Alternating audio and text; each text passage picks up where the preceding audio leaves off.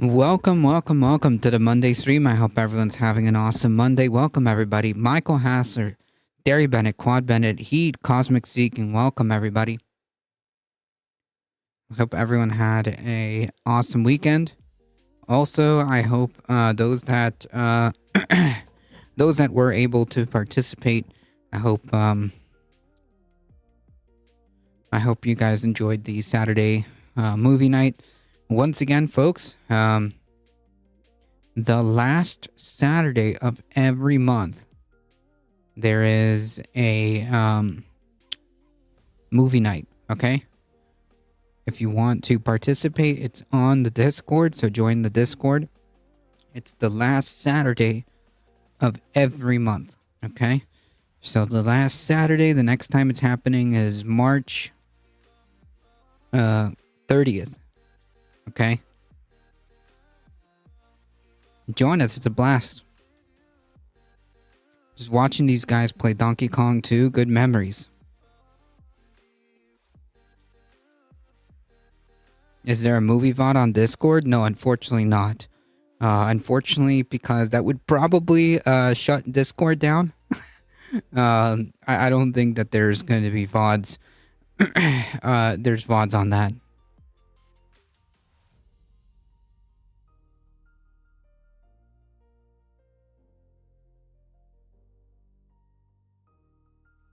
That would be a huge no-no.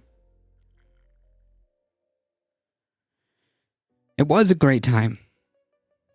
Is that the emoji you wanted? I think so. This is Cat Jam, isn't it? I think I posted it.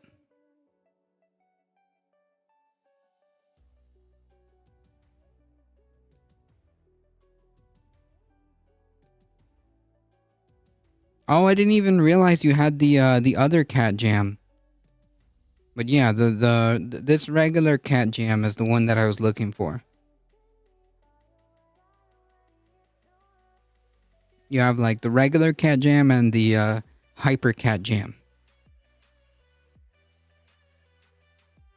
That's fine.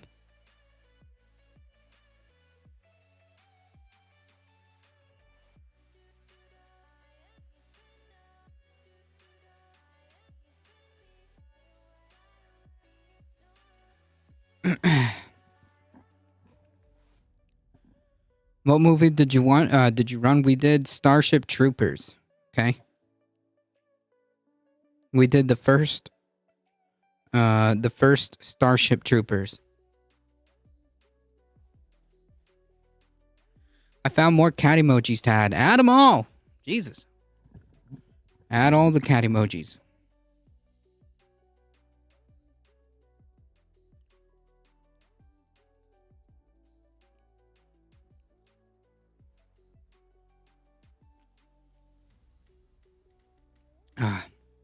All right. So again, before I get started, we had 4 people this week. It was great. Yes. Before I get started again, join the Discord and do all the awesome stuff. If you're on YouTube, make sure you like the stream, share the stream. What else? Subscribe. Maybe if people get in there early or stay after, we can do some chatting too.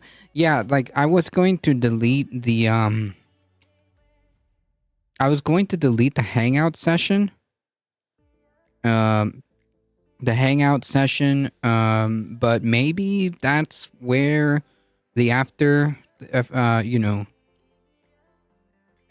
after party can go to. I don't know. Because like the movie theater is set so that like everyone's like automatically muted. We're just here to watch the movie.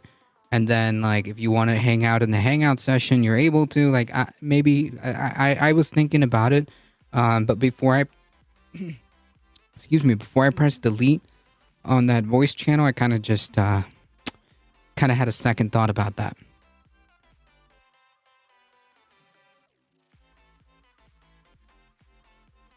It's just an idea. Michael Haster, welcome. Yes, join the Discord. Subscribe to the YouTube. Do all the things. Also, feel free to check out the merch store if you want to support the channel while also wearing some cool stuff. Some cool merch. You can also do that as well. Let's keep it. It's a good idea. All right, cool. Yeah, something to think about. Something to think about.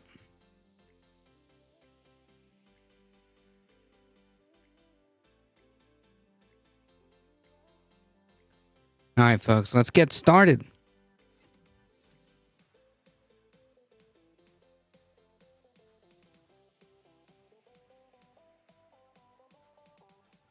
Not that this is like any news to anybody, but on the Republican primary front, it seems that the obvious happened. Donald Trump won South Carolina, and for some reason, Nikki Haley has decided that she's going to stay in the race. I don't know. I saw that one of the big donors, the Koch brother, has suspended funding to Nikki Haley. So, yeah, I don't know. I mean, what else could we expect, right?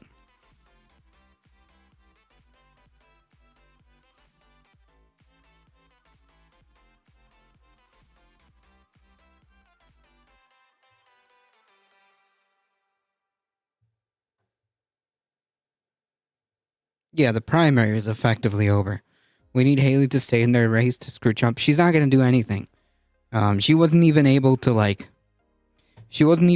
secure like any type of like response in her own state where she was a governor of.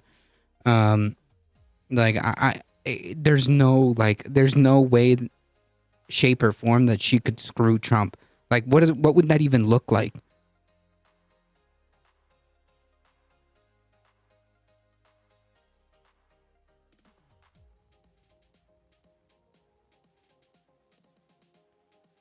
Sorry, just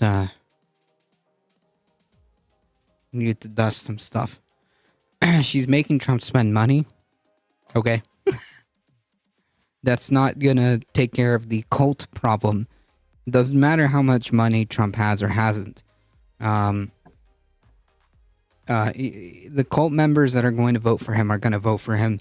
The party base wants Trump, and yeah.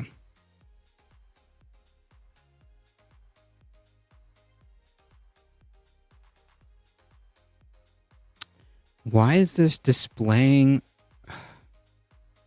Hold on, folks.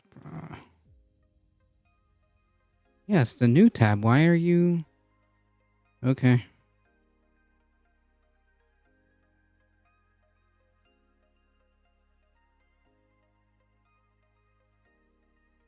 There we are. Sorry. Yeah, that's right. He doesn't have any money. It doesn't really matter. Exactly. Bipedal meatbag. It doesn't really matter even if he did have money, because like the Trump base is the Trump base, and it is what it is. Trump is screwing the RNC. Maybe. The Republicans are still going to vote for him. The cult members are still going to vote for him. Okay? His takeover of the party is effectively like a done deal, right? Like he basically owns the Republican Party because he owns the base.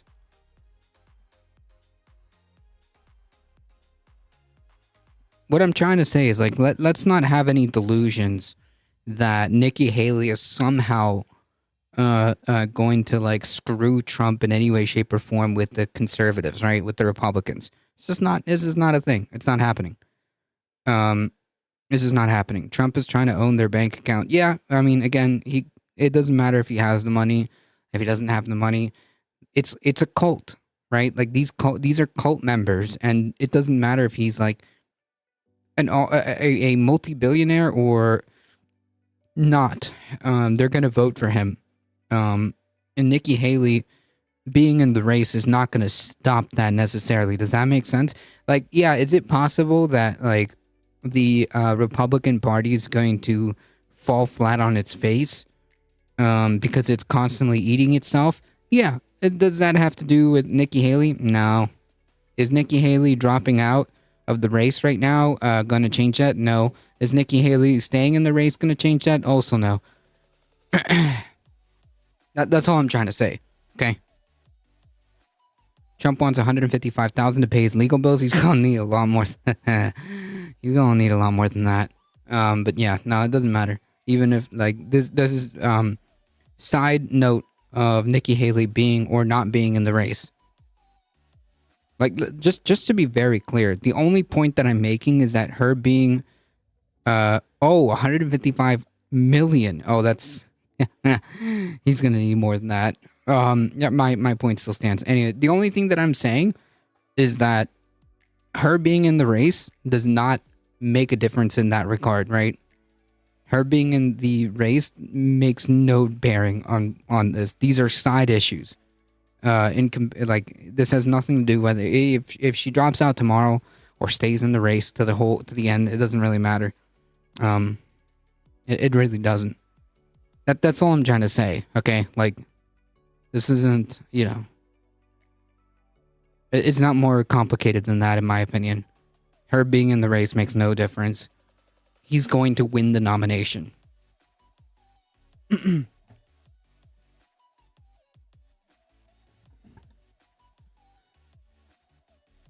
But yeah, she lost South Carolina and apparently is going to stay in the race until Super Tuesday? ?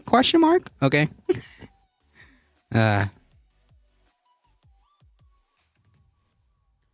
Jean Carroll's going to come back for even more money? Probably. I heard that they're eyeing a possible defamation. The guy can't keep his mouth shut. So, yeah. The guy literally cannot keep his mouth shut, so that may be the case. That another tens of millions are coming down the pipeline. That may be the case. That's gotta be a record of how, that's gotta be a world record of how much, money, he's, essentially, flushing down the toilet, right? That's gotta be some kind of record.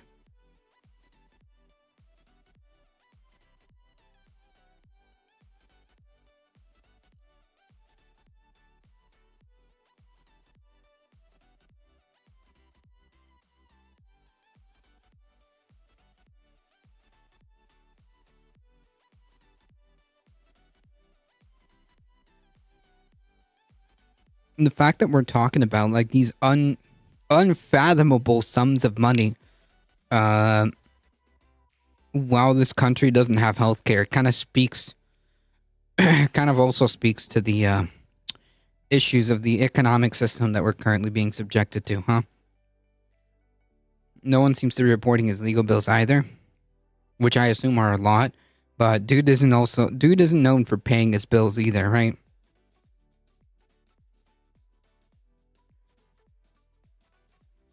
It's Trump's true natural talent, the ability to make money vanish into thin air. True. Whether it be fraudulently deflating or inflating money to commit fraud, or whether by defaming someone to the tune of tens of millions of dollars. That's true.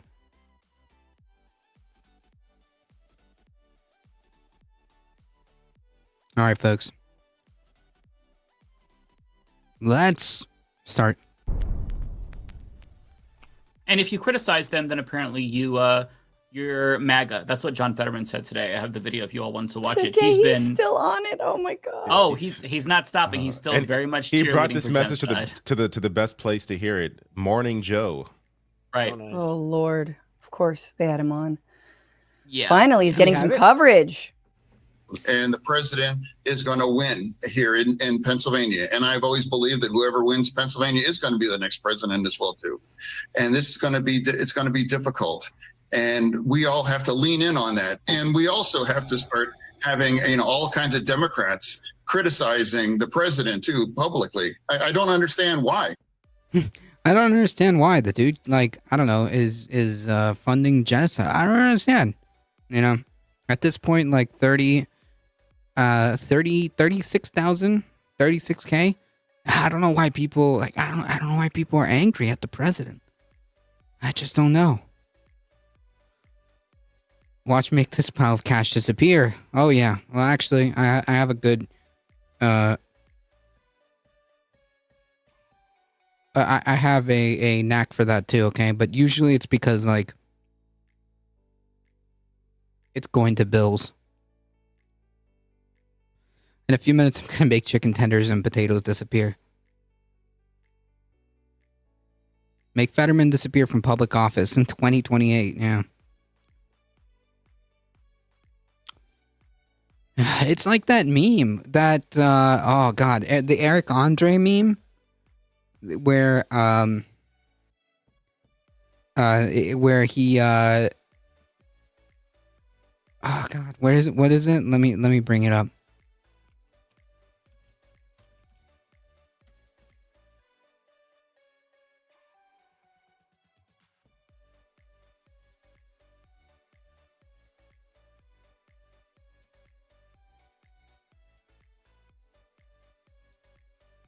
Like, it's literally this meme.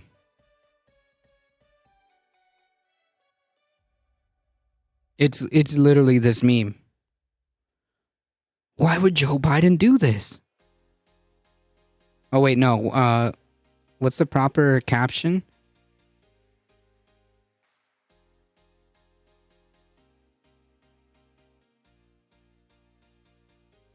Like, why are Democrats angry? Yeah. I don't know what's in it for you to do that, whether you're just Aren't you in a primary? in the news or anything like that. But if you're not willing to just support the president now and say these kinds of things, you might. Also, like, I'm sorry. Like, bro, we don't deal in kings, okay?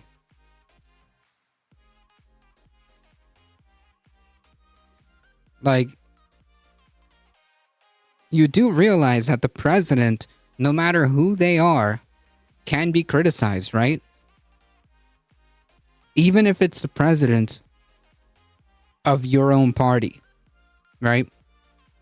That's kind of like a core principle of a operating democratic society, right? And like the fact that that people are angry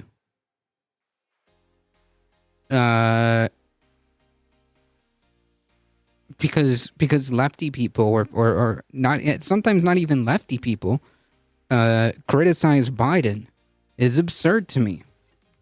I'm told Biden bad is Russian propaganda. I don't know where you think you are, but yeah. Thanks, wishfully of a Senator Oz. I don't know, man. Like, is that better? Question mark? I can't genuinely answer that question, actually. Like, I don't even know if we were talking to a Senator Oz right now, would it be any different?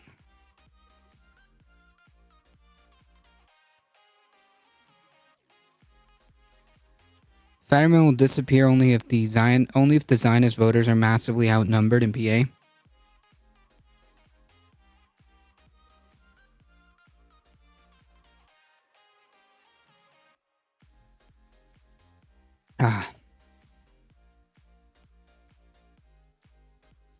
I just will just get your MAGA hat because you now are helping Trump at this. It's great because like what? Yeah, see, like this is some like really like this is some like low effort attempt to be like, oh, you don't support Biden? You're mad at Biden for funding genocide? You must be a Trump supporter. Like, that's the stuff that that's the level of discourse I expect from, like, Twitter, okay?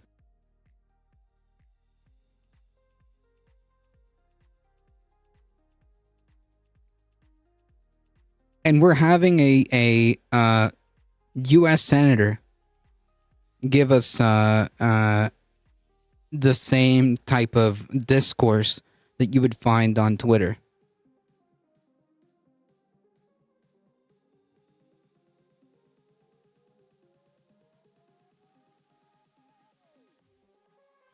Yeah, I don't know why, like, you would attempt to, like, antagonize a mod, like, for just simply saying, like, hey, chill, you know, you've been banned from several, like, chats, okay? Like, let's just take it easy for a sec, and then, like, you antagonize the mod immediately. Well, you know, okay. Americans are convinced that bombing brown people is spreading democracy. True. What's the Democratic Party's argument against like the hardcore Trump base? They're in a cult, right? They're in a cult. They can't criticize, you know, their sun god emperor or whatever. But here you have John Fetterman on TV going, Yep. if you criticize Joe Biden, you might as well just go get your MAGA hat. I mean, that's of course not cult-like behavior. We can't criticize Joe Biden, apparently.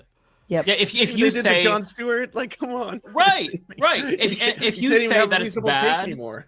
Right, like, if people get, like, Jon Stewart, by the way, wasn't even, like, the most, like, you know, it was pretty milquetoast. Like, he was saying the truth about, like, the real criticisms of Biden, and like all the freaking, like, the liberals lost their freaking minds over this on Twitter.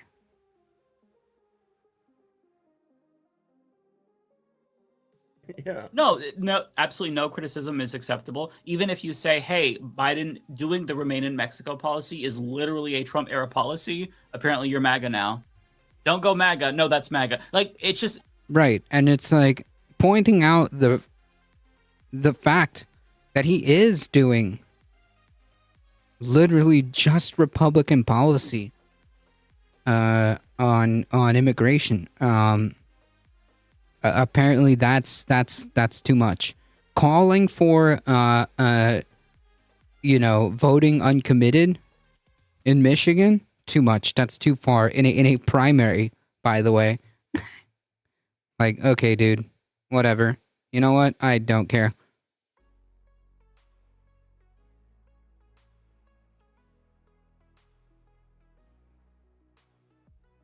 it's such culty behavior, and I hate that. So there was articles about Jon Stewart both sidesing the situation, which he did not do, and then Mary Trump hit back after he responded, and it's just like, girl, you're grifting.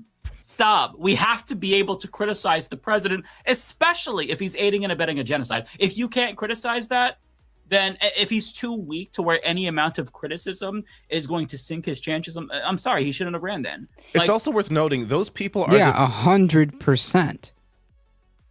Like, you can't simultaneously sell Joe Biden as, like, the strongest candidate to win the election, but also, like, you know, stop talking about the bad stuff that he does, or he'll lose the election and it'll be your fault. Okay.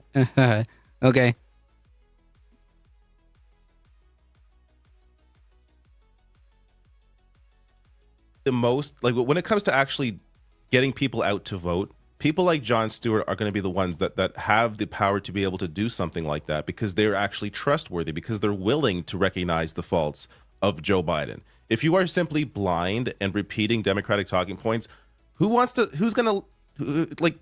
you convincing?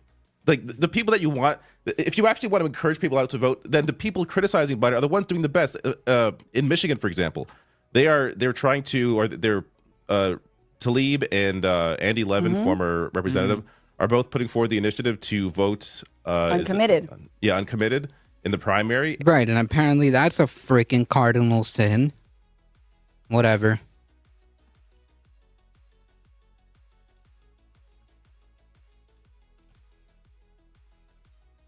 And they're doing it because they are trying to warn the administration, they're trying to warn the Biden campaign that you are not going to win the election if you continue down the same strategy by supporting everything Israel is doing. They are doing it to the benefit of Joe Biden.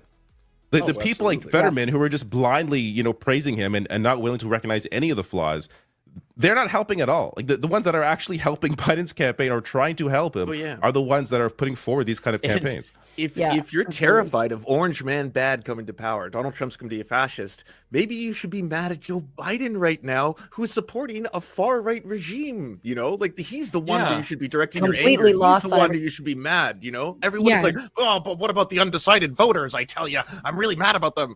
It's like, yeah, okay, let them decide, but let the president stop supporting this because that's what's really fucking with everybody. We should be able to Yep. hold the president accountable for this. I know people are like, oh, if we're gonna, I get it, and that's why I said I understand why people are where they are when it comes to trying to figure out who to vote for, but understanding like our sitting president right now is supporting genocide. We gotta be able to call a thing. And while I like that they are pushing to vote uncommitted for now so that they can hold the president accountable. I don't care if we rocking with the same team. Like at least like in terms of like at least electoral strategy, like man,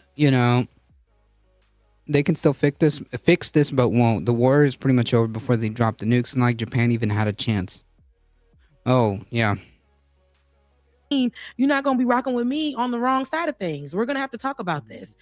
Maybe Biden should try to convince those undecided voters. Right. It's incumbent upon the party, the Democratic Party, to appeal to the voters. It's not our job to run your freaking campaign for you.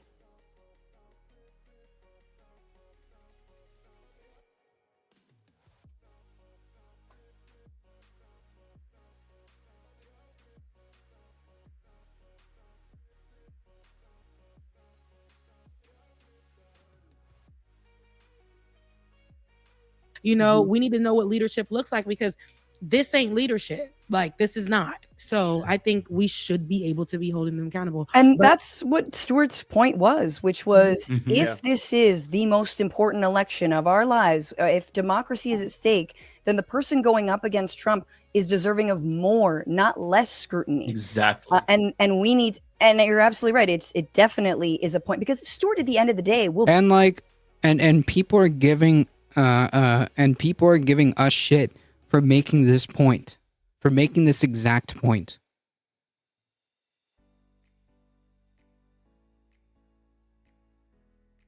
Y'all are simultaneously saying that this is the most important election, and somehow at the same time cannot we just cannot scrutinize the person that's participating in the most important election, right? And like, make no mistake, by the way, like, just to be very clear, the consequences of a Republican administration is dire.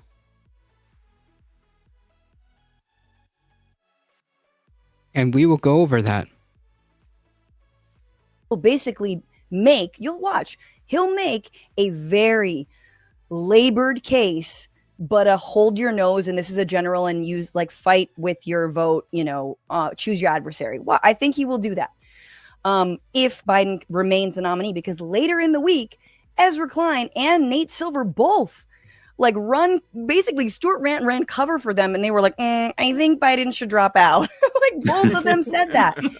And yet they're not being accused of like both sidesing anything. No, they're fucking, like beloved pundits of the centrist Democratic If class. you've lost Nate Silver, something. Yeah. Seriously. Come on, Democrats. Truly. That's incredible. Smell the paint, please. That's Truly, not- and Yeah. David Axelrod and everybody. So I'm Yeah. actually really holding my breath for this year. I think it's going to be wild. Like, I think the only thing that gives me pause, I've said the same thing, okay? Before 2024 even kicked off. Every 4 years there has been the most important election. True. However, like, I completely understand. The consequences are serious. The consequences of Trump winning the 2016 election was serious. The consequences of Trump winning another freaking election, another freaking 4 years, is freaking dire. However, also, the Democratic Party is incredibly irresponsible to essentially act as a turnkey for fascism. It is unacceptable that this is the opposition party.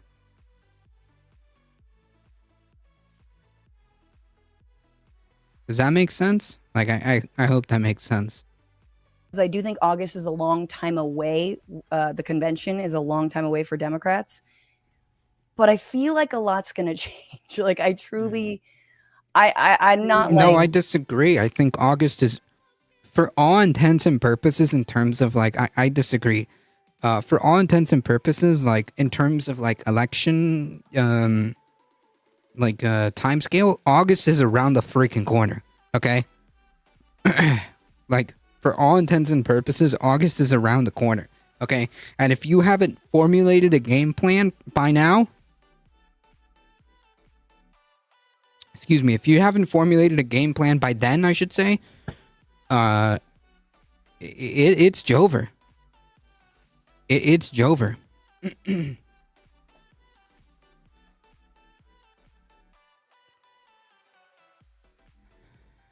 Not just 2016, but I was told in every election that it's the most important election. Yeah, it's what's it? The boy crying wolf. Except in 2016, it was real, and yeah. Well, here we are.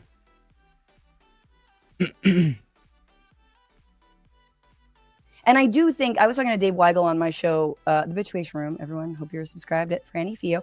And he was saying, like, Biden didn't give a shit about the protests, doesn't really give a shit about the internal, dissent. But the one way to get to him, it seems, is with something like this Listen to Michigan uncommitted vote.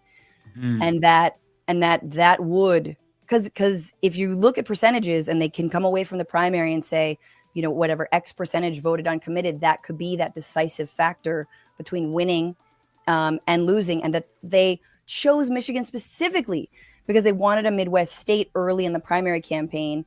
And it just so happens to be the state with like a concentration of Arab American and Muslim voters. And so they fucked themselves. And again, the people of Palestine. But so we will see. Like, I am very curious, and people are making phone calls tonight. Like, people are really out there getting people to, write in uncommitted. But if it's the only thing that gets to this Zionist, because he's a Zionist, yeah, I mean, we'll see. Yeah. We will see indeed. Although I'm not going to hold my breath. I'm not going to hold my breath on the administration changing course. But it doesn't matter, right? Like, if you have that tool, you should be using it, right? If you have that tool, you should be using it.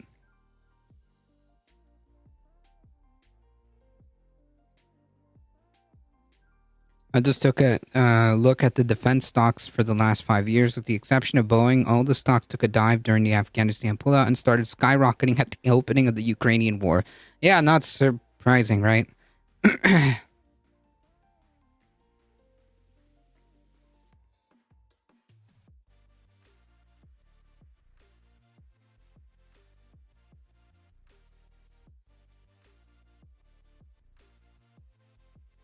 I just wanted to say, look, welcome to the end of democracy.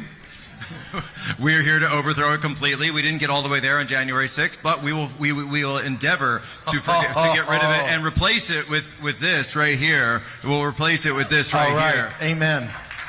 That's right, because all glory is not to government, all glory to God.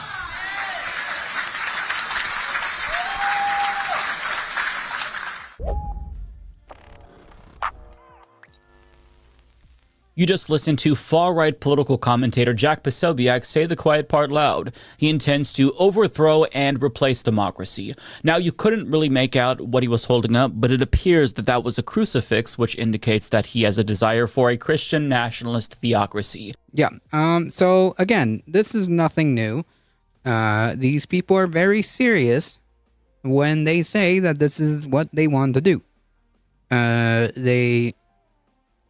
When they say that they want a theocratic a theo-fascist state. It's not a joke. They really mean that. Hey, Firefly, how's it going? That's not a joke. That wasn't sarcasm. He really means that. Now, look, one could dismiss this as him just being facetious based on the laughs that he got from Steve Bannon, but that's only if you watched half of the clip. As he goes on, in the second half, it becomes pretty obvious that his tone changed and he was being dead serious. Yeah, and again, even if it was some kind of like thin veneered kind of like sarcasm, like, no, these people are very serious. They mean that.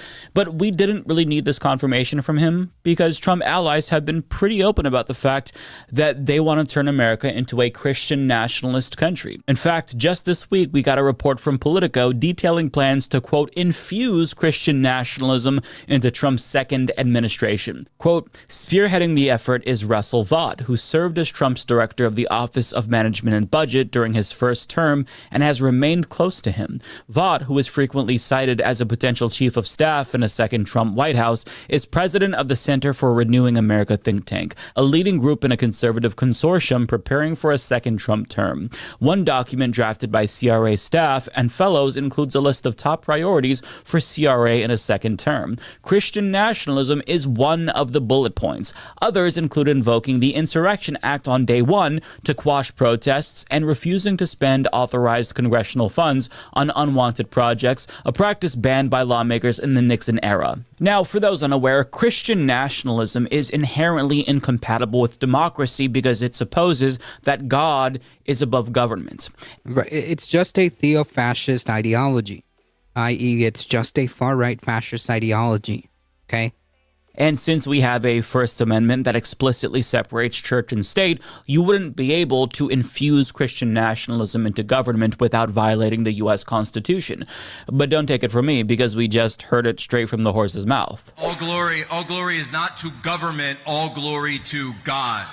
So take from that what you will. Now, the question is, how would Trump's allies exactly do what they want to do? How would they specifically infuse Christian nationalism into government? I mean, aren't there supposed to be checks and balances to prevent that sort of?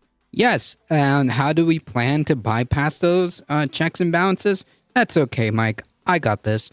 Essentially what they want, and maybe I'm wrong, I don't know, I haven't watched this video. Essentially what they're going to do is completely take over the bureaucratic apparatus, dismantle it and reform it so that it is just your it is in your image. And another way of putting it is putting a bunch of yes men in the most important bureaucratic positions so that there are no checks and balances. And if it happens to be that the Republicans retain control of the House and the Republicans can manage to get the Senate, then it's checkmate, right? Because what are the Republicans going to do to stop Trump's authoritarian agenda? Well, not Trump's, but it's acting through Trump. The Trump administration's authoritarian agenda, right? Nothing's going to stop that. Of abuse of power?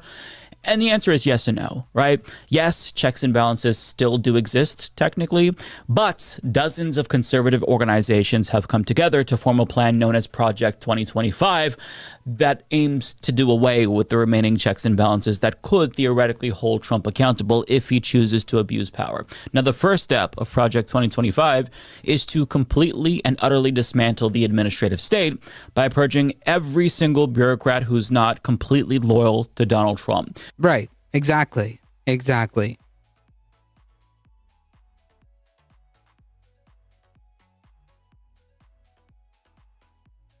There is no persecution. It's a victim mentality that is actually quite an effective tactic and is used by fascist and authoritarian movements, right? What's crazy is that these people convince themselves it's for God or whatever, but they're just being used by politicians to gain power. Yep. Now, this process is actually already underway because there's been reports that Trump allies are currently interviewing potential loyalists to head top agencies. Now, this is significant because if these agencies actually do become rubber stamps for Trump, all of his checks in the executive branch are then gone. Remember, he couldn't steal the election in 2020 because department heads defied him and also threatened to resign en masse. But he is immediately addressing this problem by just cleaning house and stacking these agencies with loyal NPCs. Now, you could argue that there are other checks, such as Congress and the judiciary, and you'd be correct. But I mean, he's already stacked the judiciary.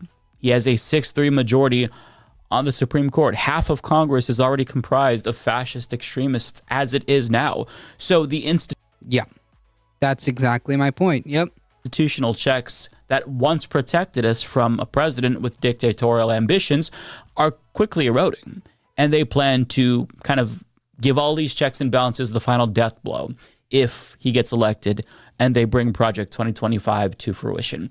But the document obtained by Politico doesn't actually name specific Christian nationalist policies that Trump allies want to infuse in his second administration. But we don't really need to see the document because we already know what they're planning to do thanks to Project 2025. And Brian Tannehill of Dame Magazine has a detailed write-up about the 900-page master plan, and one paragraph in particular includes a wish list of unconstitutional socially conservative policies, followed by details about how they plan to enact these policies. It reads, quote, "Pornography manifested today in omnipresent propagation of transgender ideology and sexualization of..." This literally, like, is it like if you were to just kind of take a step back, like in time, and you were to like read, I don't know, like, Dare Stormer, like this would literally just be a fucking Nazi article, right? Like this could be indistinguishable from like a fucking 1920s article or some shit. Yeah, and a Dem party that's willing to literally just give them all they want. Yep. What's lost though as far as rights? I'm not understanding. What do you mean? What's crazy is that these people convince themselves it's for God or whatever, but they're just being used by politicians. Yes, it's true. Hambless, welcome. That's very true, Firefly. The Democratic Party is,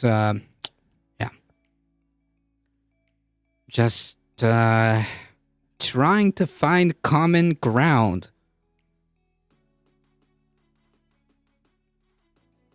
Yeah.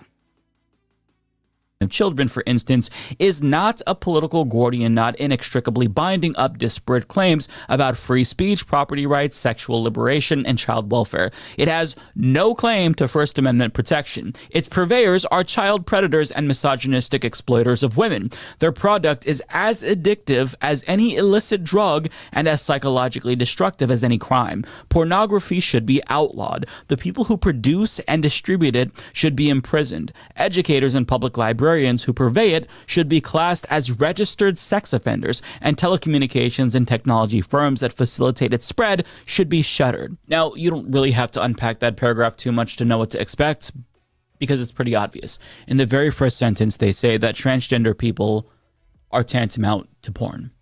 Now, they also say they want to ban porn and jail anyone who disseminates said porn, meaning... Yeah, like, this is a fucking playbook for a fucking genocide. Okay? That's what this is. Based on what you just read. That queer people will no longer be allowed to exist publicly under these new rules that they want to enact, and anyone who is an ally for queer people and defends them, they'll be jailed as well. It's pretty brazen, right? Now, if you think I'm being hyperbolic, if they designate LGBTQ plus people as porn and simultaneously outlaw porn, what exactly else does that mean, right? And they say the penalty should be imprisonment. So it's pretty obvious this is authoritarianism. These are laws that are more harsh than Russia's anti-LGBTQ plus propaganda laws. We're actually looking at laws more comparable to countries like Saudi Arabia, for example. And they make it pretty clear that free speech rights don't apply to LGBTQ plus, quote, criminals, who they also deem as child predators. Now, you might say that regardless of how they designate queer people, we still have constitutional protections. And that's true, but who's going to stop them from violating the Constitution and abusing power if most of the people in government are all puppets for Donald Trump? That's why they're doing the whole purge first and foremost, right? That's why claims about democracy being overthrown need to be taken seriously. Project 2025 isn't some fringe document being constructed by shitposting podcast hosts on the right. It is devised by multiple influential right-wing organizations. In fact, when I say multiple, that kind of undersells it. By 50 right-wing organizations, and written by very powerful people who've been in government before and will likely return to government again if Trump gets a... Yeah, and, again, this isn't like some random dude on 4chan, okay? This is real. This is very real. Second turn, and that's the case with Vought as well. He's likely going to be in the White House if Trump gets elected. But I want to get back to him because Politico has even more details about him and his allies. Quote, Vought has a close affiliation with Christian nationalist William Wolf, a former Trump administration official who has advocated for overturning same-sex marriage, ending abortion, and reducing access to contraceptives. Vought, who declined to comment, is advising Project 2025, a governing agenda that would usher in one of the most conservative executive branches in modern American history. The effort is made up of a constellation of conservative groups run by Trump allies who've constructed a detailed plan to dismantle or overhaul key agencies in a second term. Among other principles, the project's mandate for leadership states that freedom is defined by God, not man. So the flavor of authoritarianism being pushed by Project 2025 is Christian nationalism. And yeah, it's freaking scary, man.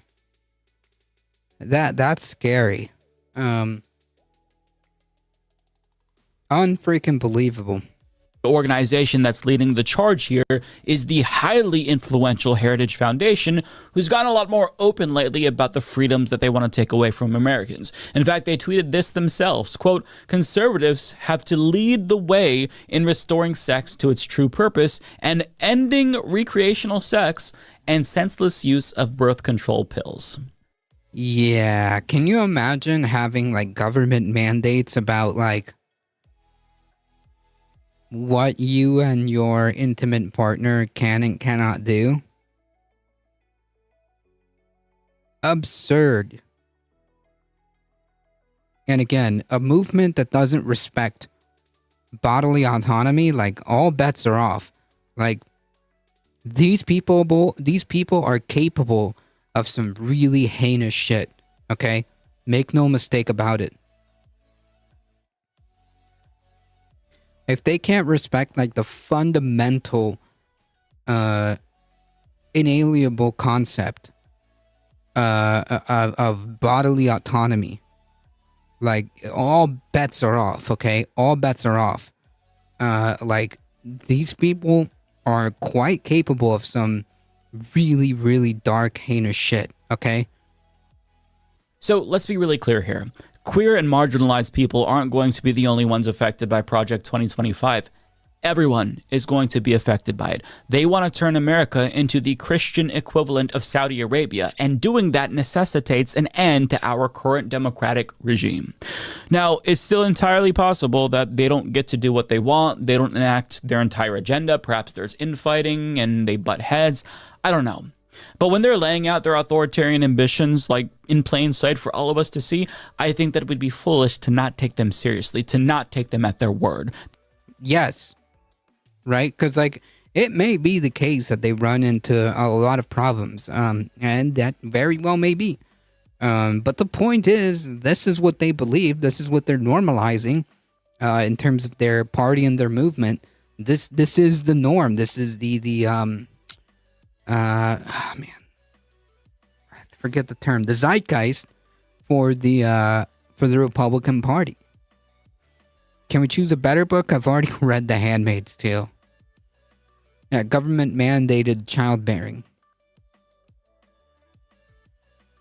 This is dangerous. They want to end democracy, and if we don't listen to them, we only have ourselves to blame in the end. True. True. And now to kind of piggyback off that, John Pasebek clip. It wasn't a joke, by the way. What he was saying wasn't sarcastic. It wasn't a joke. Right across that river, right up there. They are the ones that are seeking to destroy not our democracy, but our constitutional republic. And is it incumbent upon us to restore it. We've watched as our schools have turned into incubators of hatred, hatreds of Christians, hatred of straight people, of white people, of successful people, hatred for our forefathers, hatred of our history, hatred for those who founded from nothing the greatest country in the history of the world, the United States of America. Lock up the criminals, liquidate the administrative state. Are you prepared to fight? Yeah. So they're not kidding, okay? It's not a joke. These people are not kidding. What they mean by liquidate the administrative state is exactly that. It's a reference to Project 2025. It's a reference to eliminate the whatever semblance of guardrails that still exist.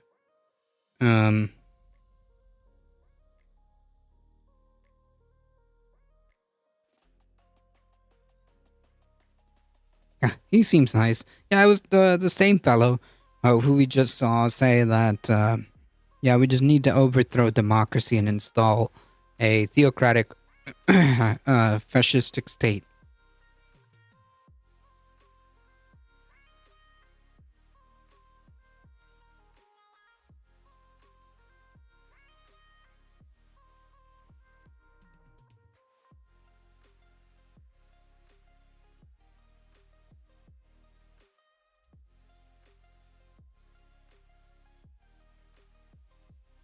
Yeah, just like Jesus did.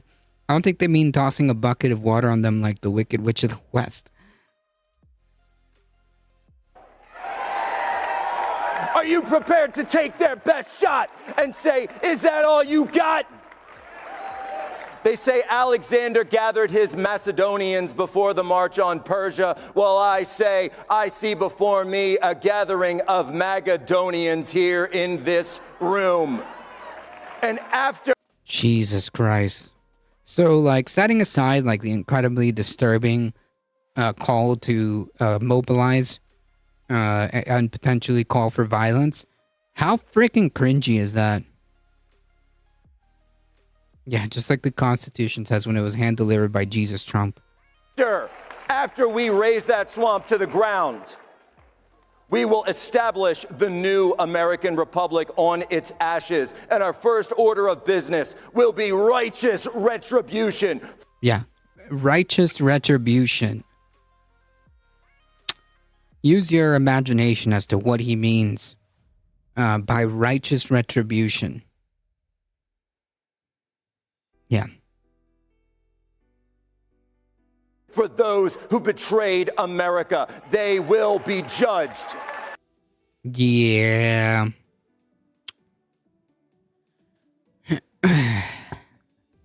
These people are serious, okay? This is a completely different event. He's talking at CPAC.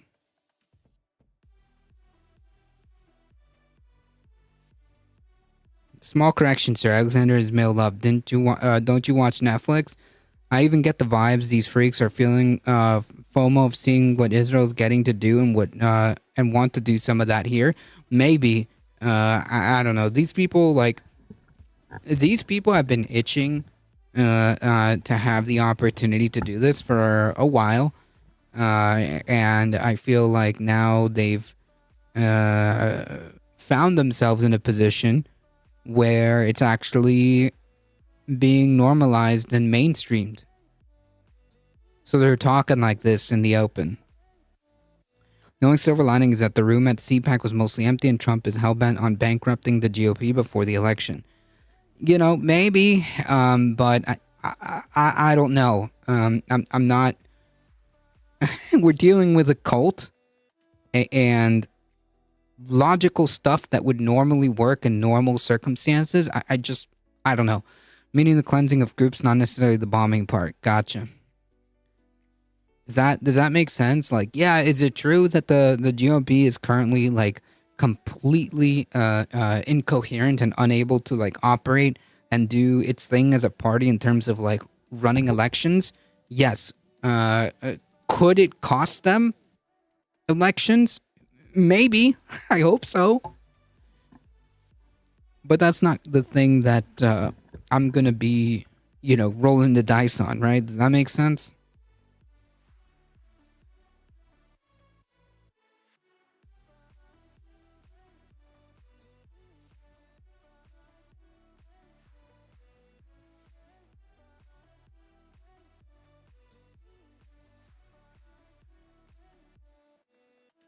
Yeah. Purging. Let me ask you this. Who from the last election has changed their vote? On the Republican side? Nah.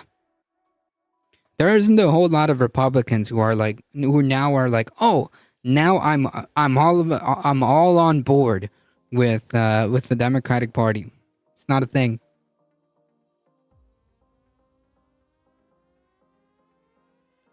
On either side, it is more likely that a Democratic voter, they may not switch their vote, but it is more likely that Democratic voters would stay home. Does that make sense? Rather than switch sides, which effectively, yeah.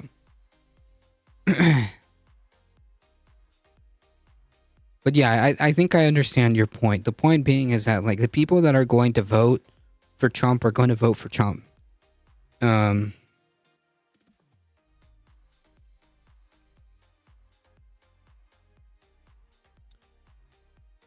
to kind of further cement Mike Figueroa's point that when you kind of put it all together, these supposed checks and balances all of a sudden become much more fragile than originally thought. Senior Republican who once called Trump inexcusable endorses him for president. The number 2 Republican in the Senate, John Thune of South Dakota, endorsed President Donald Trump, the man he previously called inexcusable for seeking to overturn the 2020 election. It doesn't matter. They don't care. They don't care. This is in the Senate. Multiple media outlets report Thune's endorsement. They also swiftly point out the statements made by Thune after the 2021 Capitol insurrection, now linked to 9 deaths, more than 1,200 arrests, and hundreds of convictions, some for sedition. The impeachment trial is over, and former President Trump has been acquitted. Because you guys acquitted him. The more shit he gets into, Trump, the more his followers foam at the mouth and want to rally. Maybe. Maybe. I don't think it's going to move the needle. His rallies have been getting smaller and smaller. Yeah, but I don't think that's indicative of the people that are going to turn out to vote for him. Stay home. I doubt it. I mean, maybe it's quite possible that there's going to be a contingent of the Trump cult that stays home because they think that it's a rigged election anyways. And they're not going to participate because they think it's a rigged election because Daddy Trump told them to. I don't know. I don't know.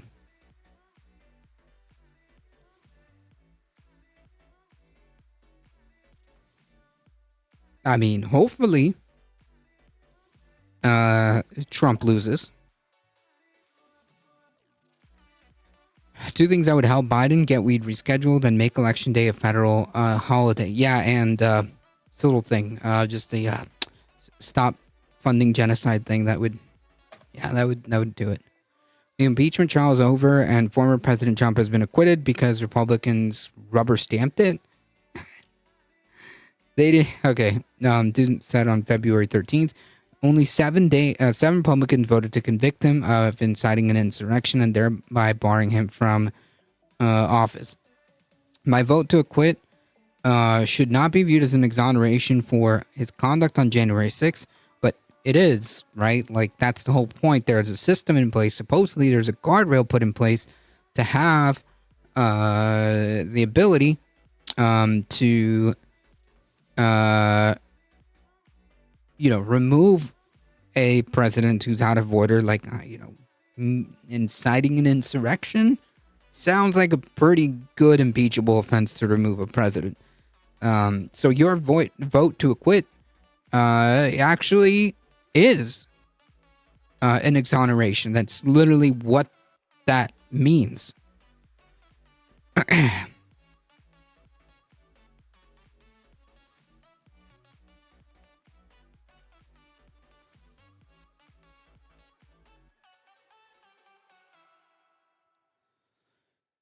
What former President Trump did to undermine the faith in our election system and disrupt the peaceful transfer of power is inexcusable, yet you voted to acquit him in the very process used to have checks and balances on this. Saying he voted to acquit because Trump had left office and following his Senate leader Mitch McConnell, who excoriated Trump after voting to acquit, which again means nothing. In other words, yeah, Mitch McConnell's also on board with this. Added, I have faith in the American people and the strength of our democracy.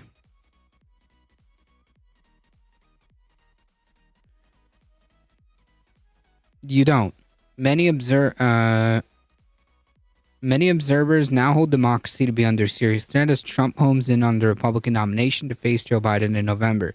Trump has won each primary vote, most recently in South Carolina on Saturday, where he easily beat Nikki Haley, former governor of the southern state and his only remaining opponent. Haley suffered a further blow on Sunday when the influential Koch network withdrew financial support. That's what I was talking about earlier, saying it would focus on Congress instead. Quote, "We don't believe any outside group can make a material difference to widen her path to victory," said Emily Seidel, the chief executive of Americans for Prosperity, a Koch-based advocacy group. Told staff in a note reported by Politico. Trump's dominance persists despite his facing 91 criminal charges, 17 for election subversion. Like this is just wild. The fact that the top dude who's probably going to be the nominee, there's no doubt about it. There's no question, unless some extenuating circumstance happens, the dude's going to be the nominee. And the fact that he's facing all these criminal charges, a portion of them for election subversion, is just beyond absurd. And these people are voting for him. It's wild. It's absurd. 40 for retention of classified information and 34 for hush money payments to an adult film star. And civil judgments, including multi-million-dollar penalties and suits over his business affairs, fraud, and a defamation claim rising from a rape accusation a judge called substantially true. So that's not really an accusation, right? It's not just I'm not just accusing you. There's... Whatever. Such legal troubles have fueled doubts about Trump's electability, shared by senior Republicans. Yet here we are. Thune first endorsed Tim Scott, the South Carolina senator, now pursuing selection as Trump's nominee for vice president. Trump often attacked Thune in return. Fox News first reported Thune's Trump endorsement. Thune said the primary results in South Carolina make clear that Donald Trump will be the Republican nominee for the president in this year's pivotal election cycle. The choice between the American people is crystal clear. It's Donald Trump or Joe Biden. I support former President Trump's campaign to win the presidency, and I intend to do everything I can to see that he has a Republican majority in the Senate, working with him to restore American strength at home and abroad. Yep. Why stay in now? She's trying to force a brokered convention. Of three senior Republicans thought to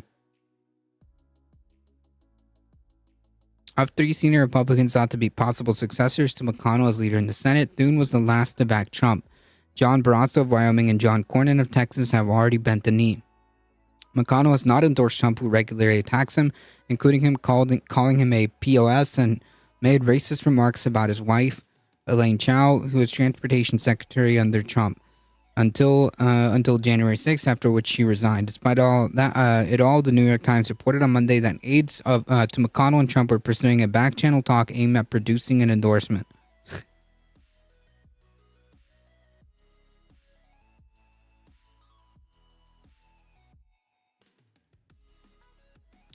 Cool.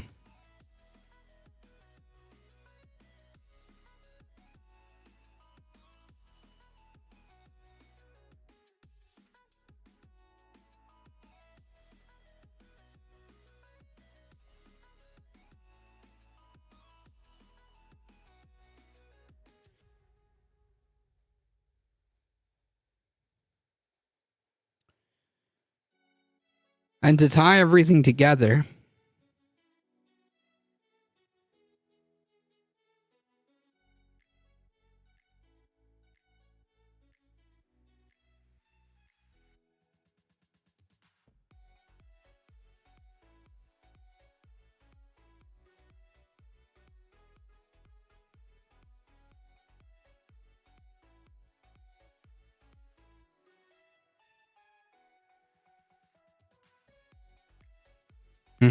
That's right. You're free to make any of the choices they approve of. Democracy. Exactly.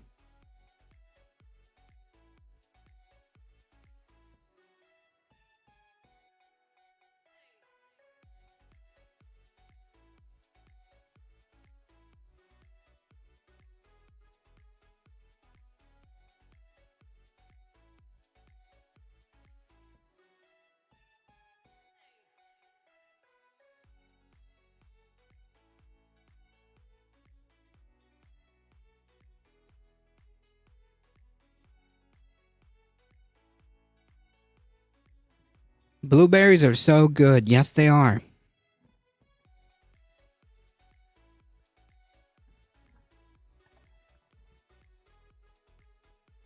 I agree with that.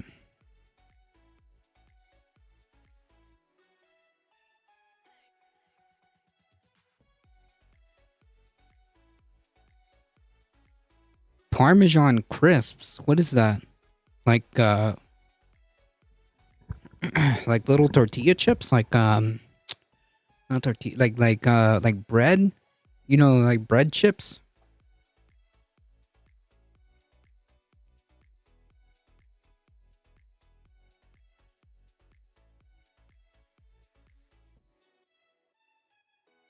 Like a chip. Gotcha.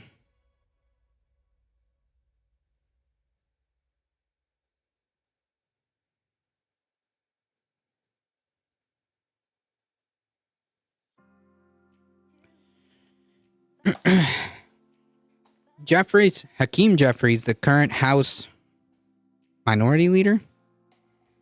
The current House Minority Leader is saying we need to apparently find common ground with MAGA Mike Johnson, the current leader of the fascist party, apparently.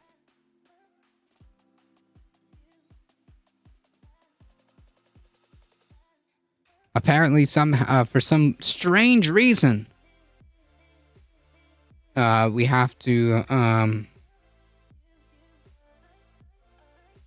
find common ground.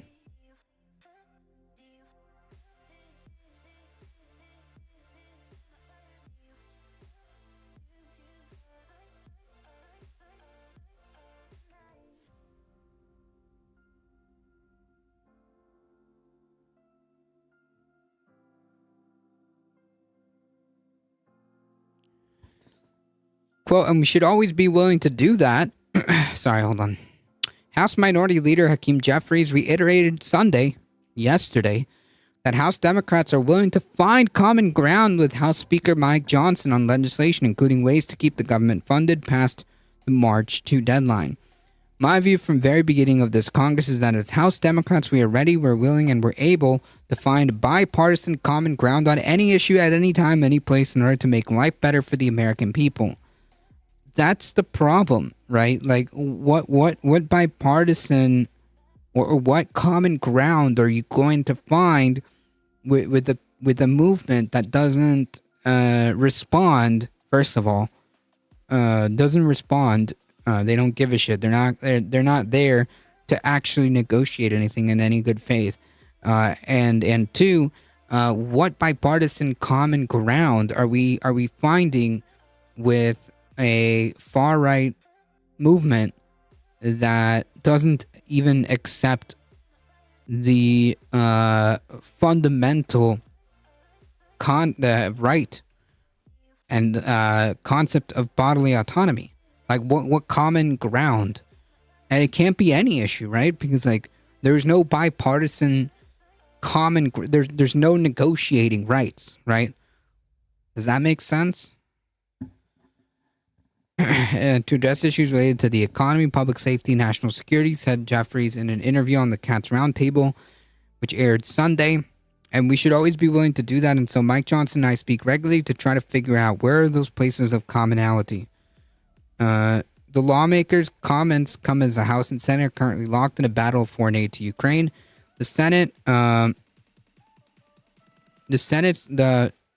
passed a national security spending package that features $60 billion in aid to Ukraine, but Johnson pushed back against the bipartisan measure, signaling he won't bring it to the House floor because it doesn't have border security measures included, which he torpedoed. Anyway, so let's say that people on the left and right actually do have fundamentally different views on what constitutes rights.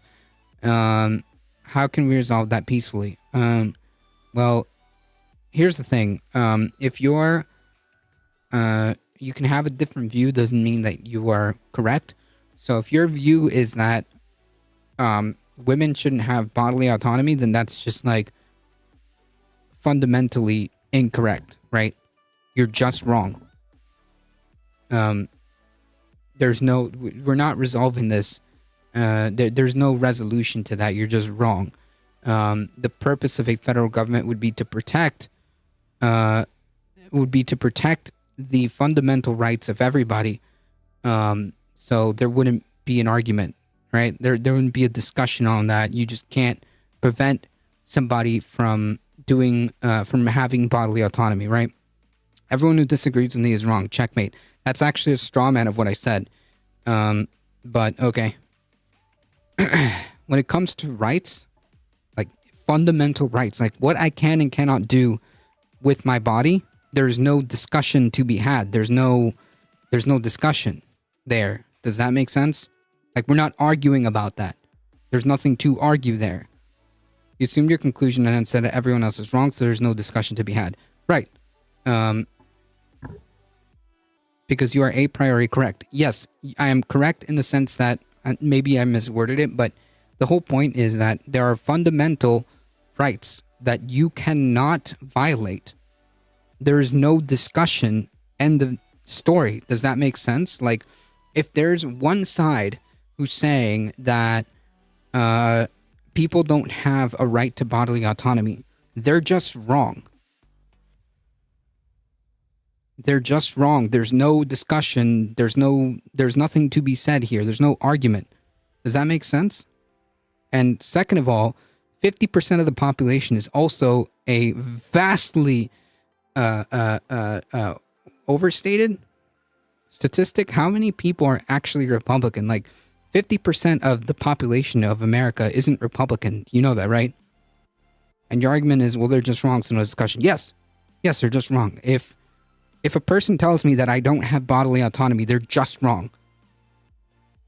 If a person wants to control my fundamental, inalienable right that I have over my body, they're literally like, that's an act. We're reaching an axiomatic point, right? Like, there's no further discussion to that. I believe that a person has the ability to do whatever they want with their body. End of discussion. Secondly, my whole point, which you apparently don't understand, is that people are obviously acting on different axioms of truth. Right, but you cannot impose something that... You cannot impose yourself on the rest of the country in that manner. Does that make sense? Also, you're just wrong. 50% of the population isn't Republican. You're just... That's just not a correct statistic.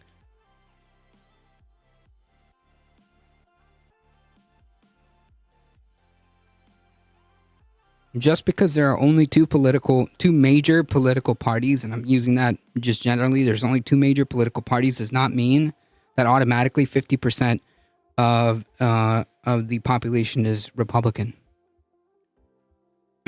Abortion's about 50-50. I didn't claim that 50% of a population was Republican. Also, that's just wrong too. 50% of the people don't believe that you shouldn't have the right to an abortion. That's just not correct either. You're just wrong there too.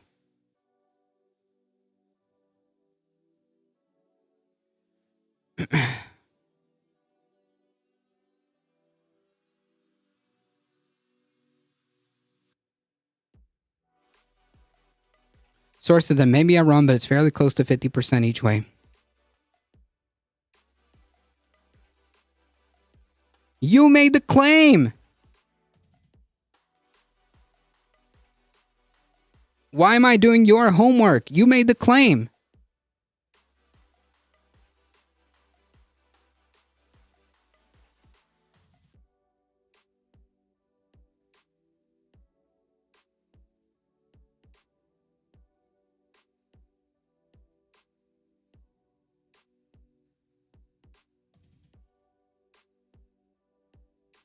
You also made a claim that is not close to 50%.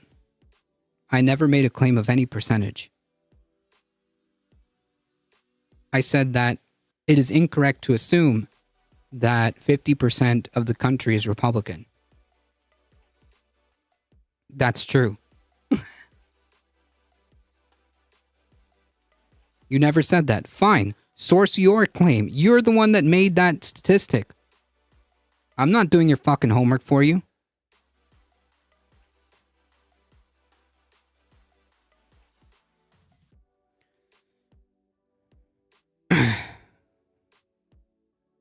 I never said anything. Fine. 50% on abortion. That's what you were made. That's the claim you made. Okay, source that claim.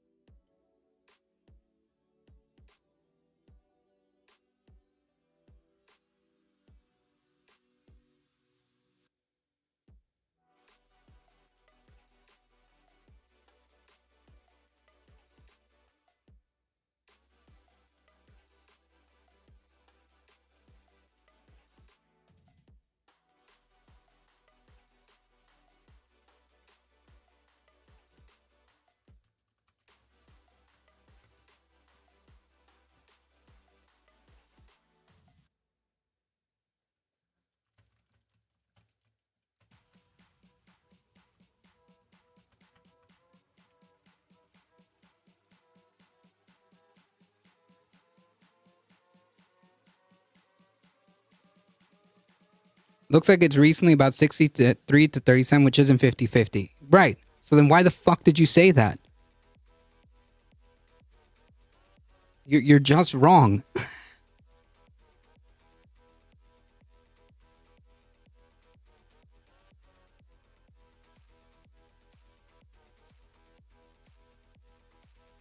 Which also coincides 33%, which also coincides to the far right religious cult. Yeah, this is actually very much in line. So you made a claim and very silly decided to try to make a big stink out of it.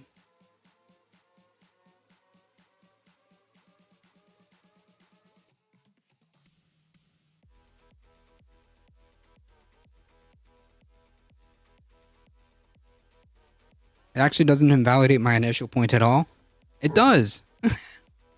Anyways, the whole point of the conversation was that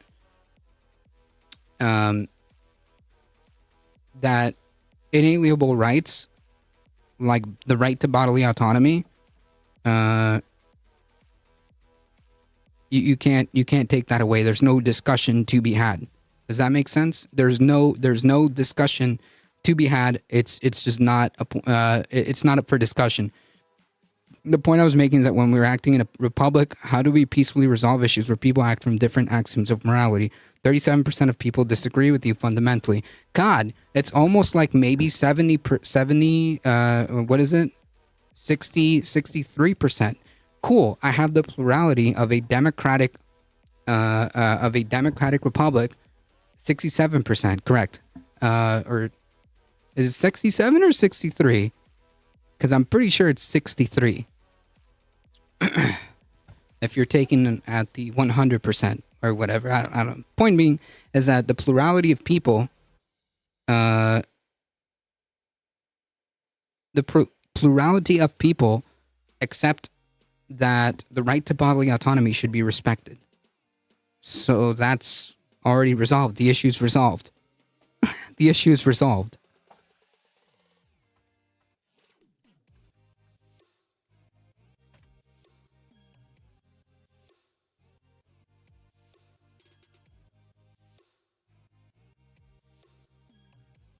Great, democracy works. That's true, Walter. Sorry. How's it going, Walter? If 63%, okay, because apparently you need it to be spelled out for you.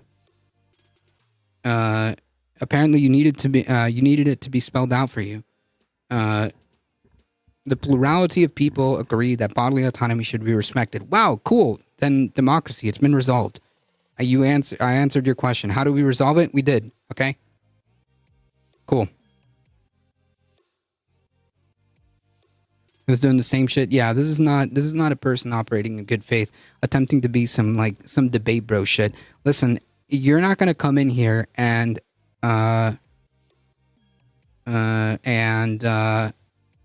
debate bro me, okay? And then come at me with some silly stuff like saying 50% of people think that abortion fall on one side of the abortion issue. To then say, how do we peacefully resolve this? We did. In fact, many states who have had what's it called? Ballot initiatives have resolved this issue.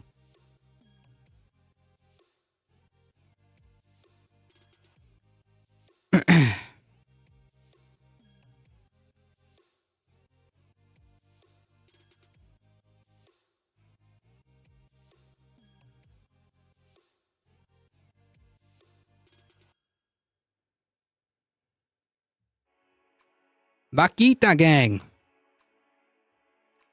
She's having the time of her life upstairs.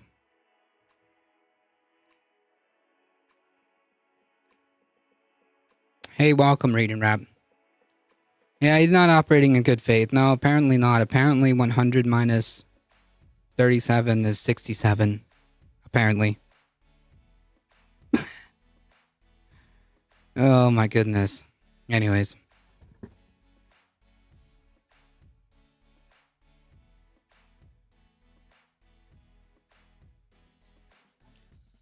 The whole point is that there is actually no discussion to be had in terms of like when one side is trying to take away the fundamental rights of people, that is not up for discussion. I don't care how many percent disagree. That's not up for discussion. Does that make sense?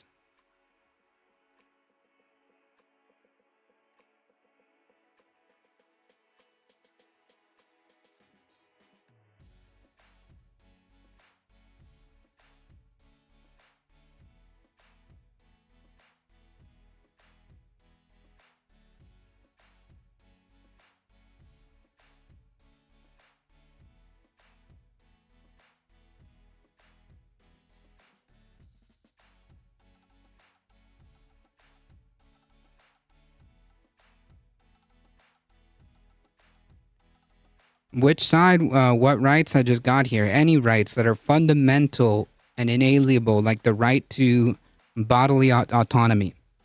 Does that make sense? The right to choose what you can and cannot do with your body. That's not up for debate.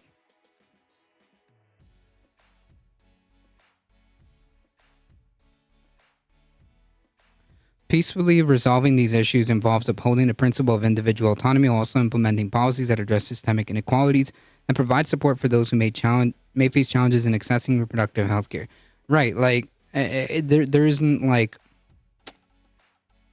What I'm saying... Yeah, what I'm saying is that I'm not disagreeing with that. What I'm saying is that there's no debate to be had whether somebody has the right to bodily autonomy. Right? Like, we're not debating that. That's not up for debate. That's my entire like formal point that I was trying to make. That's it.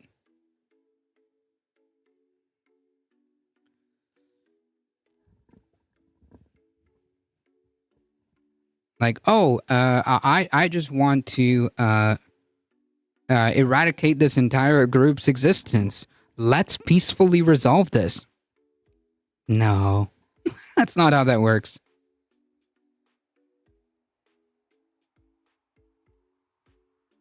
That's not how this works.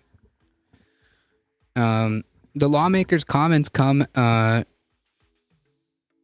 the House and Senate. I'm just giving an example, Red Maze. I'm giving an example. If a ideology is going around saying like, oh, well, we just want to eradicate a group of people, there's no response to that would go like, oh, well, we need to peacefully talk about this. That's not up for discussion. Okay? Under no circumstances is the answer genocide. Does that make sense? It's like someone asking you to consider eating some poop. Like, no, I've decided.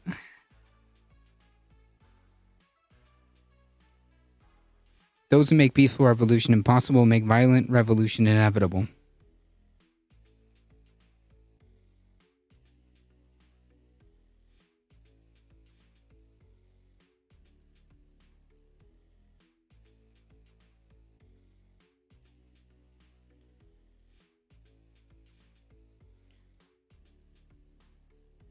If you believe that a person does not have the right to choose what to do with their body, you are just wrong. Okay? That's it. Lawmakers' comments come as the House and Senate are currently locked in a battle over foreign aid to Ukraine. The Senate passed a national security spending package that features $60 billion in aid for Ukraine last week, but Johnson pushed back, saying the bipartisan measure, signaling he won't bring it to the House because it doesn't have the border deal that he torpedoed. Apparently. In absence of having received any single border policy change from the Senate, the House will have to continue to work on its own will on these important matters. You torpedoed the border bill, dude. Okay. Where are these sea lions showing up in your chat? I don't know. It's Monday. It's Monday. In absence of having received any single border policy change from the Senate, the House will continue to work on its bill. Okay. Senate Majority Leader Chuck Schumer visited Ukraine on Friday with a congressional delegation, also pressed Johnson to pass the bill. The House unveiled their own legislation last week that would combine aid for Ukraine and border provisions that Republicans want, which again, why?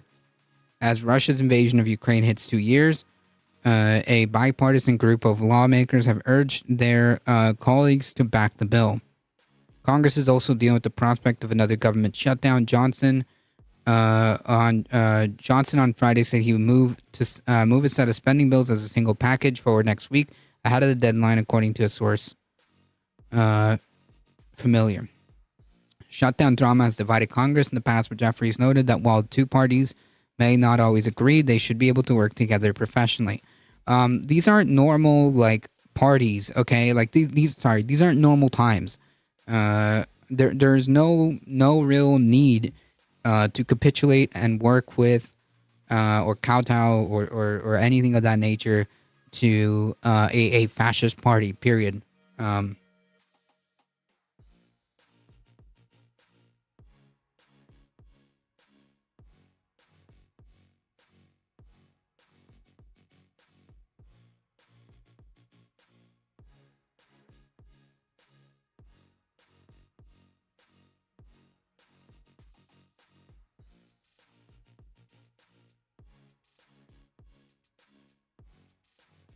Aren't both parties fash?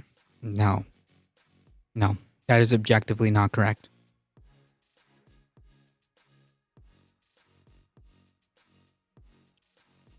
We also recognize that there will be times where we may disagree. However, I think we've made the decision to agree to disagree without being disagreeable with each other. What is this nonsense freaking civility politics? In Washington, we need less chaos and more common sense.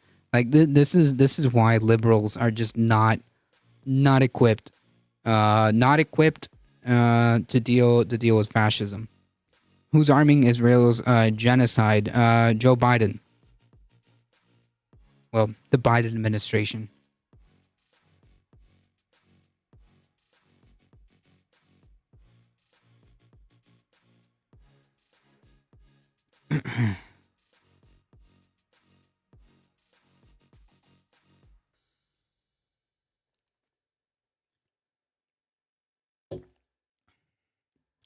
Yeah, we do like to play with our food, especially me.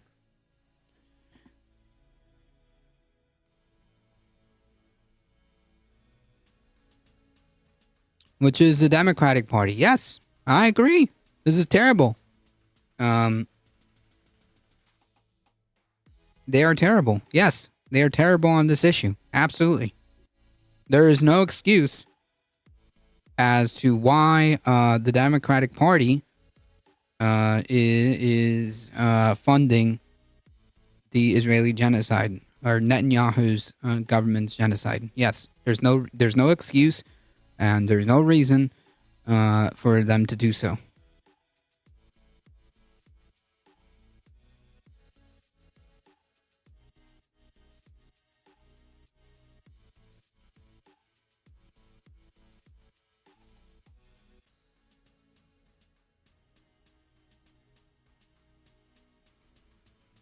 You mean political power? Sure, but it's not excusable.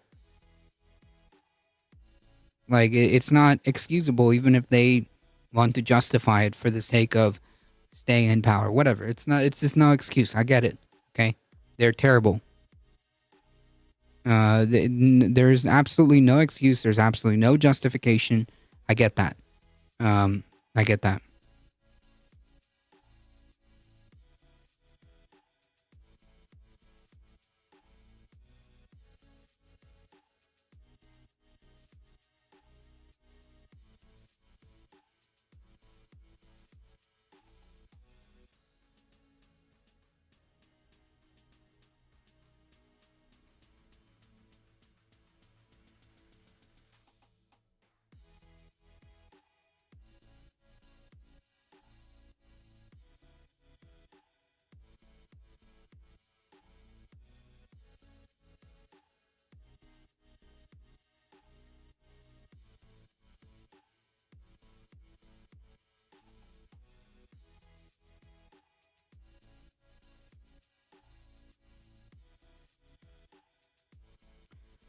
Just both parties are controlled by AIPAC. Very scary because I don't think they limit the dollar reach from Assad to just... What does that mean? Can you clarify that? What does it mean? Can you extrapolate that? What does it mean that by that? Because like your original comment was like both parties are fascist. That's not true. That's not what fascism means.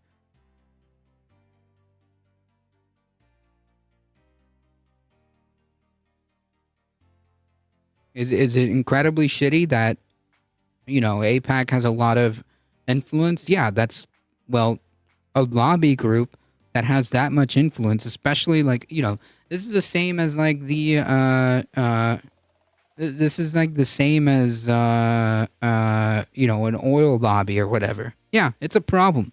I don't think Israel financial influence is limited to just the U.S. What does that mean when you say Israel, Israel financial influence is limited? Like, you have to kind of extrapolate that.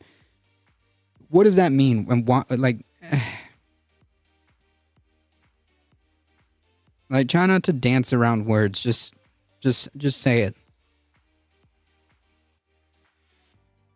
Both parties can be bad and one still not be fascist. Yep, exactly. It's not limited to the US. Most of Europe is also supporting Israel. Yeah, that's true. If that's what they mean, yes, that's also true. Yes, and that's also bad. Like, I don't understand what the point is here. The original premise was both parties are fash. That's not how that works.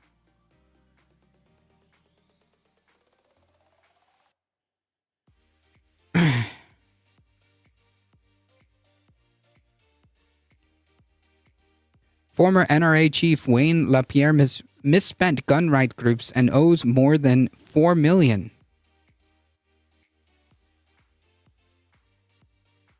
The longtime head of the NRA, Wayne LaPierre, misspent millions of the dollars of the organization's money used to pay for extravagant lifestyles that included exotic getaway trips and trips on private planes and super yachts. Nice. This is where the NRA money that's being grifted is going to. The jury found that LaPierre must repay the almost $4.4 million to the powerful gun rights groups that he led for 3. My comments on Israeli funding friendly groups was not related to both parties are I mean, like, that's literally the next statement that you like. You know, I have access to the history, right? It says, aren't both parties fash? Who's arming Israelis genocide? Oh, it's a side comment? Well, then you gotta be a little more specific, dude. So the answer to that is, are both parties fash? No. Is funding the Israeli government bad? Yes. Who's funding it? The United States. Who's currently the executive on that? The Biden administration. Yeah. Who's also moving funds? Congress. Yeah, dude. Yeah, we know this. The jury found the peer must repay 4.4 million to the powerful gun rights lobby group that he led for 3 decades. So womp womp womp. Man, that's amazing.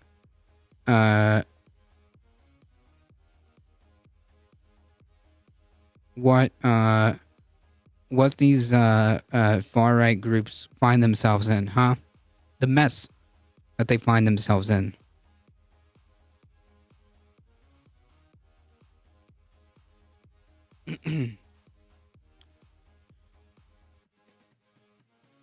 Supreme Court justices expressed free speech concerns about GOP-backed social media laws.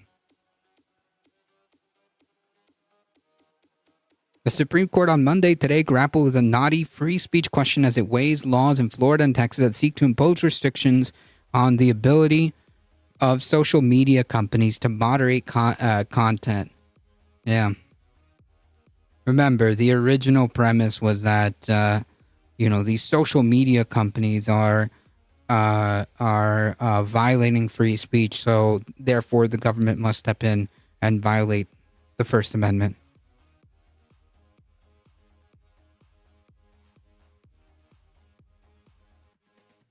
F the NRA, I agree.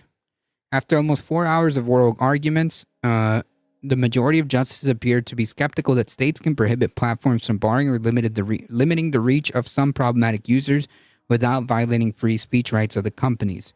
Right. Correct. Like, the government can't tell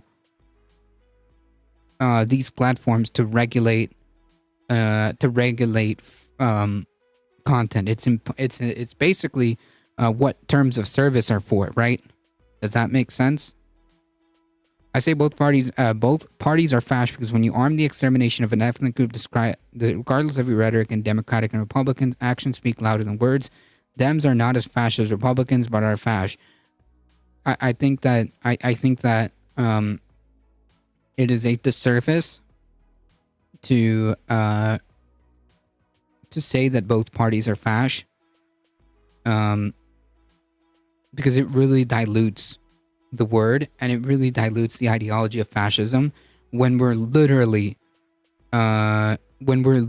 staring at fascism right in the face. Like, we're talking about a party and a movement that is not just talking, but putting plans about forward in their ideal scenario where they would overturn effectively democracy. They want to impose incredibly harsh, theocratic, authoritarian measures to regulate people's literal lives. Okay, they're not shy. They're not shy about the eradication of the trans community. In fact, they specifically use that word. They're not shy about their plans to completely, if they could. This doesn't mean it's going to happen, okay? It just means they're just telling you what they would like to do, and put forth an authoritarian government. They don't like this idea and concept of democracy. They're incredibly nationalistic. They're incredibly sexist. In fact, it's key. They have this ideology, this specific ideology of fascism that they are able to both hold contradictory thoughts. Okay, they are able to hold contradictory thoughts, like all of these things that embody fascism. That's what we're staring at in the face. Okay, listen, the Democrats are awful. Okay, there are a lot of things. The Democrats are a lot of things. I just wouldn't go as far as calling them a fascist party.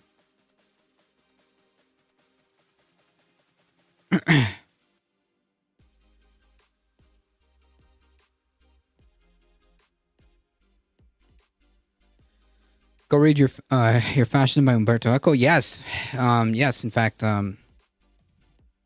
The 14 points, yes.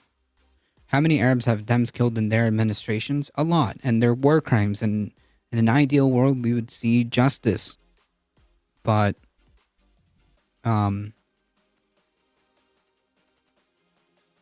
that's not what fascism means. Does that make sense?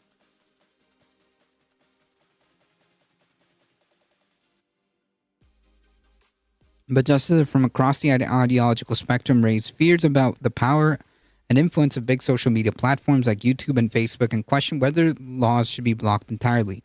Trade groups NetChoice and Computer Communications Industry Association, also known as CCIA, say that both laws infringe upon the free speech rights of companies under the Constitution's First Amendment by restricting their ability to choose what content that they wish to publish on their platform. First Amendment free speech protections apply to government actions, not those by private entities, including companies. Why isn't that, a classic First Amendment violation for the state to come in and say, we're not going to allow you to enforce these sort of restrictions, asked the liberal Justice Elena Kagan in reference to the Florida law content moderation provisions. As Chief Justice Roberts put it, because the companies are not bound by the First Amendment, they can discriminate against particular groups that they don't like. Some justices, however, suggested that laws might have some legitimate applications against other platforms or services, including messaging applications, which could mean the court stops short of striking them down. The eventual ruling could lead to further litigation in lower courts as to whether the law should be blocked. Both are currently on hold. Separating the wheat from the chaff here is pretty difficult, said conservative Justice Neil Gorsuch. Fellow conservative Clarence Thomas and Samuel Alito seemed most sympathetic to the states. Alito at one point appeared to openly mock the concept of content moderation as anything more than a euphemism for censorship. That's actually embarrassing that a Supreme Court justice would make that argument. But okay. The laws that were enacted in the Republican state in 2021 after Twitter, Facebook, and others banned former President Trump after his effort to overturn the 2020 election ended in his supporters doing an insurrection.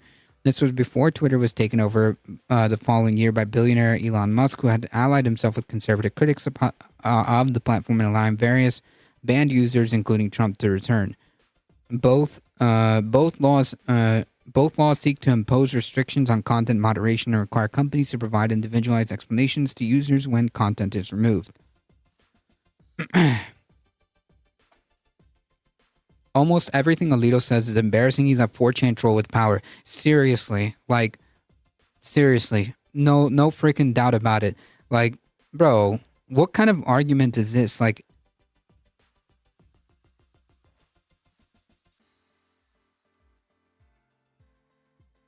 So you're basically saying that the government should have a right in dictating to these public squares what they should be doing. That's what he's saying, essentially.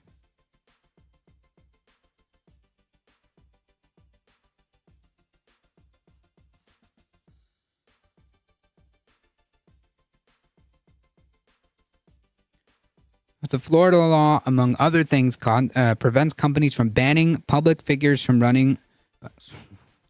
Sorry, let me reread that. The Florida law, among other things, prevents companies from banning public figures running for political office and restricts shadow banning, whereby certain user content is made difficult to find by other users. The state claims that such actions are a form of censorship.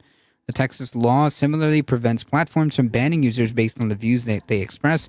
Each law requires the companies to disclose their moderation policies. I mean, I'm not exactly opposed to the idea of having platforms, make sure that they're clear about moderation policies, and I'm also not opposed to the idea of every time you get banned, there must be a specific reason, because a lot of times, even with left-wing content creators, they'll just get banned. They'll just get banned and no freaking reason. I mean, even I got a strike, a community strike, for debunking COVID nonsense. Okay, I got a health misinformation strike, like a channel strike, because I debunked something, and I used a clip of Trump to do that, and yeah, apparently that's health misinformation. The problem is this will only be selectively enforced. Yep.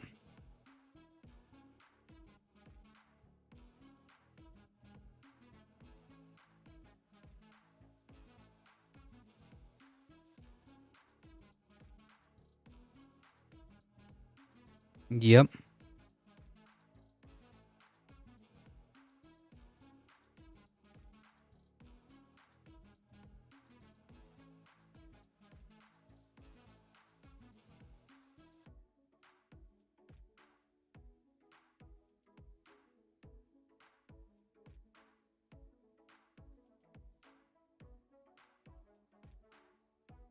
I'm sorry. It was a warning that's still there, by the way. Look.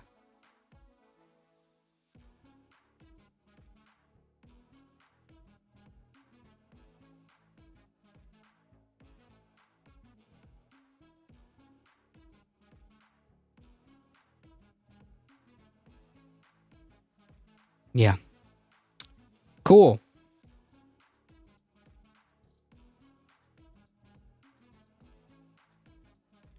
The Texas law similarly prevents platforms from banning users based on views they express. Each law requires the company to disclose their moderation policies. The states seek to equate social media companies with the telecommunications industry, which transmits speech but has no editorial input. These common carriers are heavily regulated by the government and do not implicate free speech issues. As the argument sessions unfolded, it appeared clear that justices were concerned that the laws could apply well beyond the traditional social media giants to companies like Uber and Etsy that allow some user-created content. Similarly, some social media companies, including Facebook, allow direct messaging. One of the biggest tech companies, YouTube owner Google, operates a Gmail service, email service. Application of the law against direct messaging or email service would not raise the same free speech concerns, and justices seemed hesitant about blocking the law entirely. It makes me a little nervous, said conservative Justice Amy Coney Barrett. The case have a political edge, with President Joe Biden's administration filing a brief backing the legal challenges and Trump supporting the laws. In May of 2022, after New Orleans-based Fifth Circuit Court of Appeals declined to put the Texas law on hold, the Supreme Court stepped in, preventing it from going into effect. Then, 4 of the 9 justices said the court should not have intervened at that stage. The Florida measure was blocked by the Atlanta-based 11th Circuit Court of Appeals, prompting the state to appeal to the Supreme Court. It's like when you're a disabled person applying for a job. By law, employers can't outright deny your application because you're disabled, so they find another method to deny your employment. Yep. It's wild how people will get struck for debunking Joe Rogan's medical nonsense, yet he makes $1 million spewing it right. And at the same time, simultaneously, you have this collective, outrage by the conservatives saying that somehow there is a bias against conservative media, somehow, apparently. They're being censored all over the place. You just can't get conservative views, The radical left own the airwaves from late night TV all the way down to social media, apparently. The challenges to the Texas and Florida laws are among several legal questions related to the social media that the Supreme Court is currently grappling with. A legal question not present in the case but lurking in the background is legal immunity that internet companies have long enjoyed for content posted by their users. Last year, the court sidestepped the ruling on that issue. Alito suggests that social media companies were guilty of hypocrisy in adopting a free speech argument now when the liability shield was premised on them giving free reign to post what users to post whatever they want. He paraphrased the company's argument, says it's your message when you want to escape state regulation, but it's not your message when you want to escape liability. I mean, it's a company, so yeah, that's how it's going to work. Conservatives are always playing the refs to get favorable handling. Exactly. Yeah, known leftist Elon Musk. Except on Fox News, the highest rated news network, yes, conservatives are being silenced. Like a star QB talking about how dirty an opposing pass rusher leading up to a big game. Yep.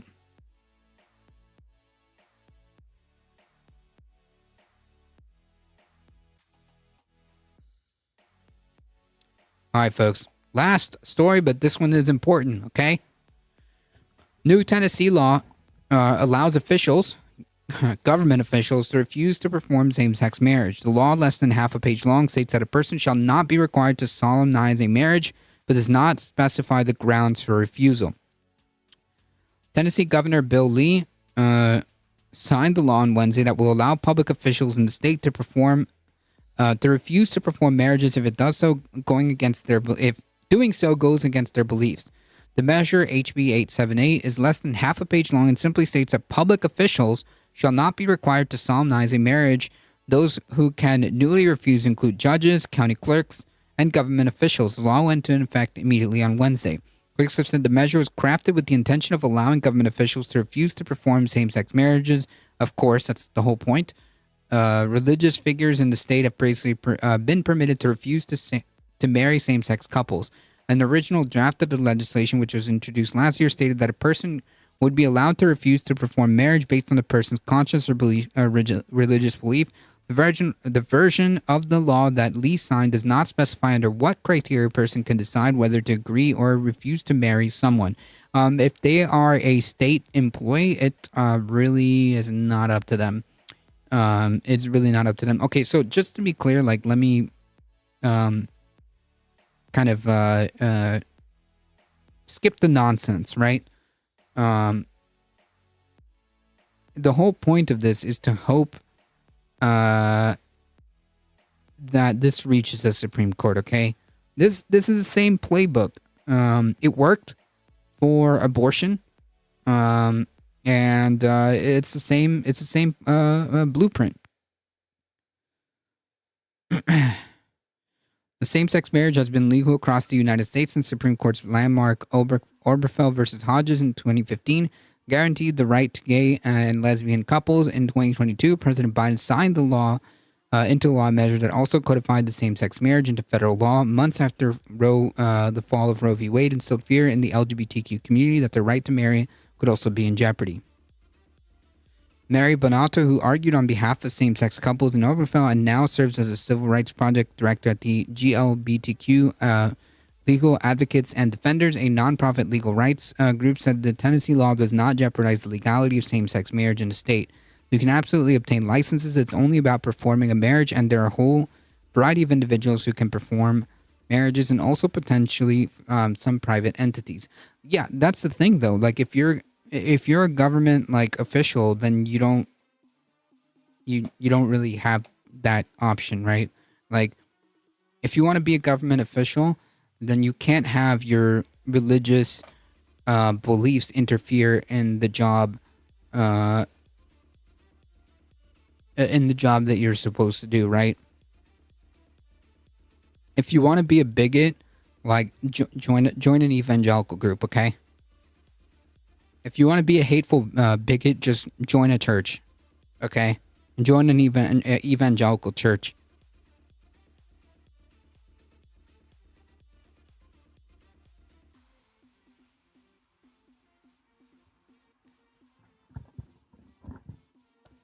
The enactment of the law comes amid an unparalleled number of challenges to LGBTQ rights nationwide. State lawmakers across the country have introduced and passed a record number of anti-LGBTQ bills within the last few years, with many of them aimed at limiting the rights of trans people in particular. Last year, legislators introduced more than 500 anti-LGBTQ bills, including 75 that were signed into law, according to a tally by the ACLU. The ACLU is currently tracking more than 440 anti-LGBTQ measures introduced in state legislators so far this year. It's weird, like, why work at a job if you can't do the job, right? Like, and again, this goes to the same freaking conversation that we were having earlier. That a movement that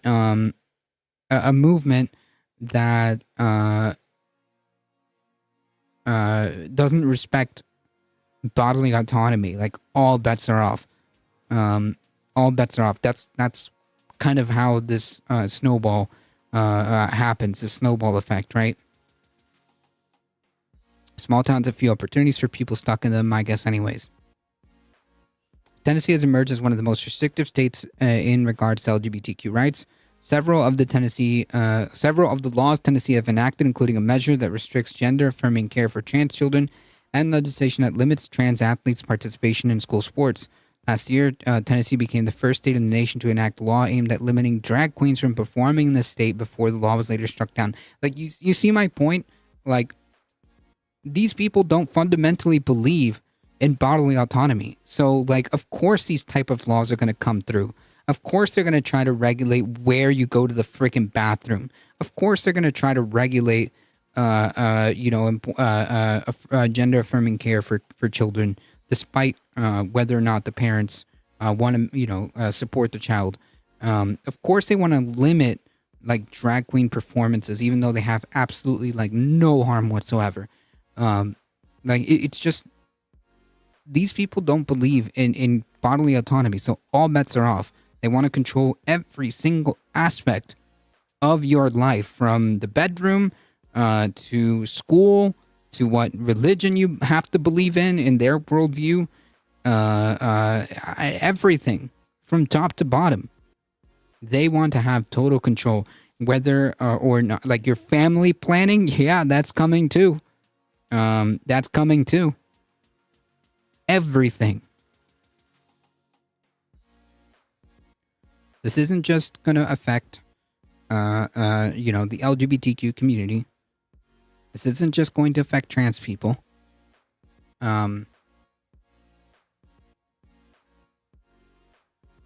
This isn't going to just affect pregnant people. The whole point is just control, right? Because if you don't fundamentally believe in people having the right to choose what they want to do with their own body, then all bets are off, right? That's the TLDR, ultimately. I'm sorry, the Broken Tribal Chief, thank you for the follow. I appreciate it. I didn't see that.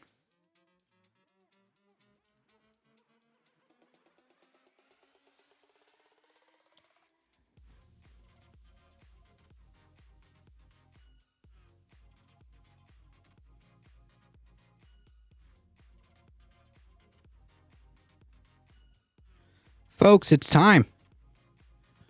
I gotta get out of here, folks. Thank you all for joining. I appreciate it. Thank you, Michael Hassler. Thank you, Heat, for moderating the chat. I appreciate all of your guys' support. Thank you again. We had a blast at the movie night. So if you guys want to join the Discord, it's the last Saturday of every month. Excuse me, the last Saturday of every month. There's a movie night. So if you want to join the Discord, you can. They're afraid, period. They live their entire lives fear of God, fear of others, fear of their leaders, fear of change, anything. Yep, true. That's very true. Fear. Fear is the name of the game. Join the Discord. You also get to hang out, and you also get notifications of when the stream goes live. You know, sometimes those notifications get a little wonky. You also get notifications if I'm unable to stream. Like there's a few reasons to join the Discord. Also, if you're on YouTube, don't forget to like the stream, subscribe, share, comment, whatever it is. Do the YouTube thing. Spread the word far and wide that we're here Monday through Thursday, 5 p.m. Eastern time. Again, thank you guys for the support. I appreciate it. Thank you, Firefly. Thank you to the moderators. I appreciate it. As always, folks, please stay safe. Please take care of each other. I love you all, and I hope to see you guys in the next one tomorrow, 5 p.m. Eastern time. See ya.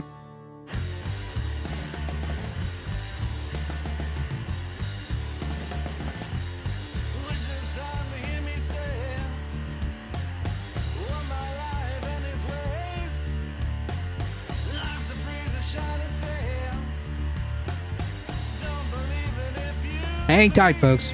We're heading out in 5, 4, 3, 2, 1. Bye-bye.